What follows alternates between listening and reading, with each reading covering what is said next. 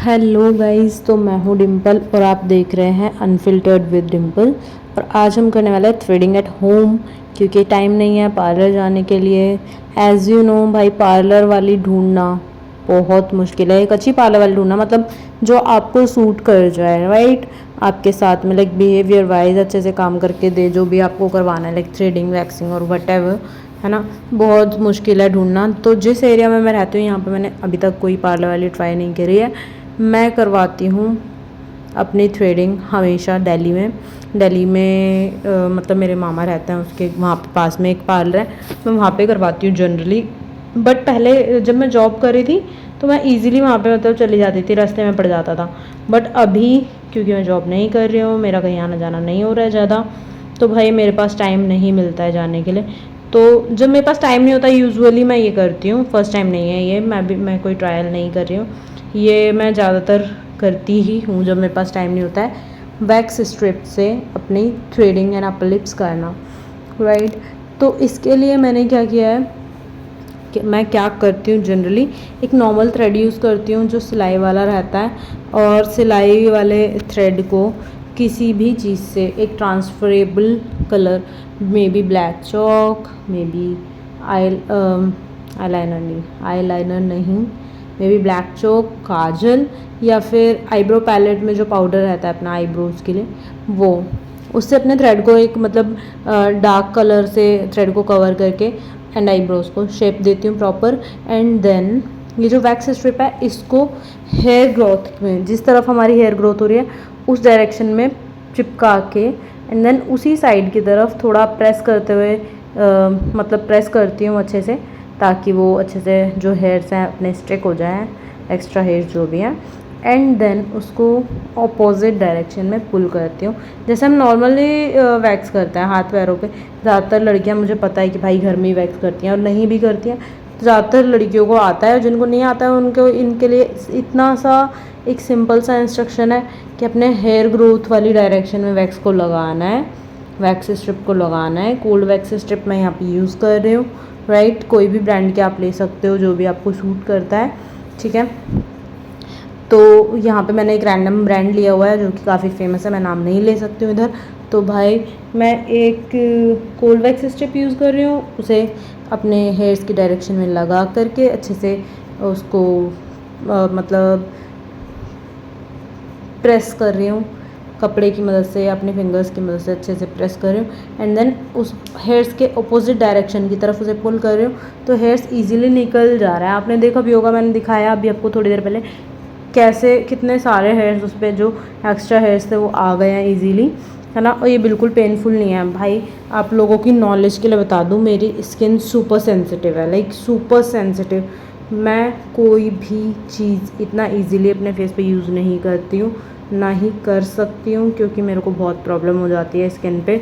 और उसका प्रूफ है कि आप मेरी शक्ल देख सकते हो, मेरे फेस पे काफ़ी ज़्यादा मार्क्स हैं पिंपल्स के। और ये मेरे को पिंपल वगैरह बहुत इजीली हो जाते हैं, क्योंकि मेरे को स्किन रिएक्शन कर जाती है बहुत जल्दी चीज़ों से, है ना। और जब भी मैं थ्रेडिंग कराती हूँ, धागे से जो थ्रेडिंग होती है अपनी पार्लर में वो करवाती हूँ, मेरे को थ्रेडिंग के आसपास नियर बाय एरियाज़ में दाने हो जाते हैं, है ना। और अपर लिप्स करवाती हूँ, अपर लिप्स मैं वैक्स से करवाती हूँ, बट वो क्योंकि हॉट वैक्स होती है ना, फेशियल वैक्स होती है, बट वो गर्म तो रहती है, यू नो।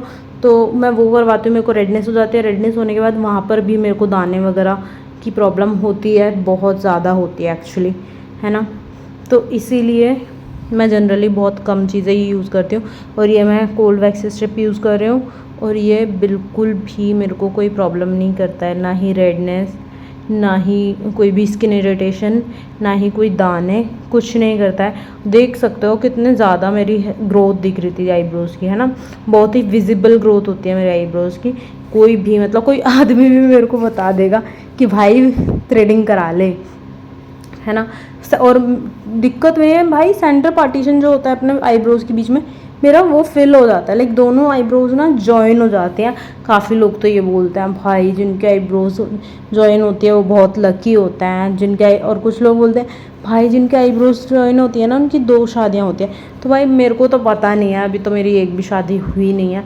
तो आप लोगों को क्या लगता है इस बारे में, ये मेरे को ज़रूर बताना, है ना। तो बैक टू थ्रेडिंग ऑब्वियसली जिसके बारे में हम बात करें। तो अगर आप लोगों को भी टाइम नहीं मिलता है, आपकी पार्लर वाली भी पास में नहीं है, दूर है, या फिर आपको भी मेरी तरह थ्रेडिंग कराने में बहुत ज़्यादा पेन होता है, जो कि लिटरली बहुत होता है, अगर वो होता है तो आप ये ट्राई कर सकते हो, क्योंकि ये लेस पेनफुल है ना, इजी है। बस आपको थोड़ा सा काम डाउन होकर ये इस पर करना पड़ेगा, थोड़ा सा फोकस रहना पड़ेगा, है ना।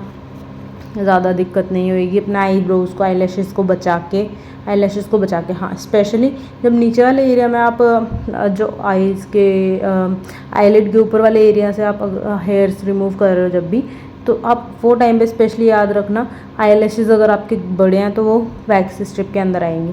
मेरे आईलैशेस उसके अंदर आते हैं, लेकिन मैं बड़ा ही ध्यान रख के उसको पेस्ट करती हूँ ताकि आईलैशेस ना चले जाए मेरे, है ना। तो हाँ, और अपना मतलब मुझे नहीं पता सभी ब्रांड्स में ये वाइप मिलते हैं या नहीं मिलते हैं, लेकिन जो मैं यूज़ करती हूँ उसमें 2 वाइप्स आती हैं एक्चुअली, ये रिमूव करने के लिए, जो लेफ़्ट ओवर ग्लू होता है फेस पे जो लग गया है मेरे, तो उसके लिए आती है। और ये रीयूजेबल होती है, मतलब काफ़ी बार आप लोग यूज़ कर सकते हो ईज़िली। इसमें कोई एक ऑयल टाइप होता है ना, जिससे ये ग्लू बहुत ईज़िली निकल जाती है ना। और ये मैं मतलब 4-5 बार से ज़्यादा यूज़ कर चुकी हूँ, क्योंकि मैंने फ़र्स्ट टाइम भी इसे फेस पे ही यूज़ करा था, तो मैं इसे यूज़ कर लेती हूँ, क्योंकि इसमें अभी भी वो ऑयल लेफ़्ट है। एंड मैंने अभी भी इसको यूज़ करके वापस ही रखना है, क्योंकि ये काफ़ी ज़्यादा रीयूजेबल है और ये कोई स्किन इरिटेशन नहीं करता है, और ये रीयूज़ होने पर भी कोई दिक्कत नहीं दे रहा है। बस इसे वापस उसी रैपर के अंदर डाल के मैं एक सेफ़ जगह पर रख देती हूँ, जहाँ पे इसके साथ धूल मिट्टी वगैरह कांटेक्ट में ना आए। और इधर मैं करने लग गई हूँ अपने अपर लिप्स भी बहुत इजीली हो जाती हैं यार।